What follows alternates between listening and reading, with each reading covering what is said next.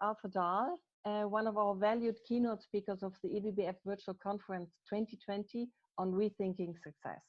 And you are inviting us to your opening keynote on unity as an indicator for true success, and also to two other sessions on rethinking what will create a successful global governance. So Arthur, what do you hope people will get out of your sessions? Because the first session is really to try to find a framework for the whole theme of the conference. Questioning what we sort of accept, we understand as success, what society tells us is success, and recognize that in fact, viewed from a more spiritual perspective or a more ethical perspective, it may be exactly the opposite of what is often defined in society. That rather than being driven by ego and being powerful or rich or accepted and so on, all of those things that cultivate the lower animal side of our nature, to really acknowledge that true success is when everybody succeeds together.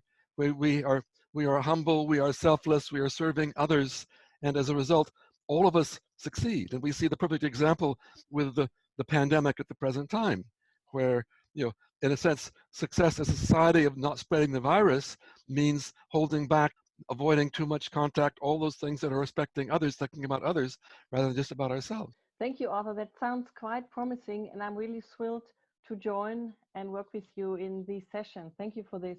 Allow me a second question. Yes. So how do you think people will be affected and inspired by what you talked? Well, I mean, I'm a scientist, and so I try to take a rational approach to things.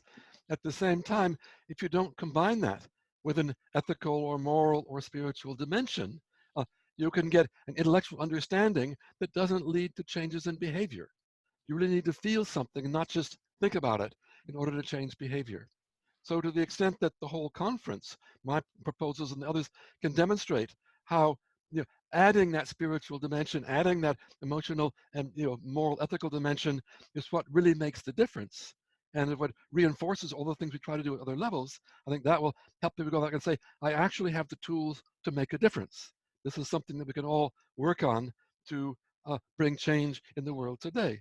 And I think the other element which will come out in that second is the great luck that we have, the privilege that we have to have the kind of guidance that comes from the Baha'i World Center, which is very much to the point, underlines our problems and tells us exactly how to face them and how to approach them in a positive fashion. And in a world where everybody is afraid, or threatened and so on, to be able to look at things positively, to overcome those negative feelings, and to really look at the positive side of things, like, I can do positive things to make a difference. That, I think, should inspire everybody to go back on Monday morning and make a difference, whatever they are, what they're doing.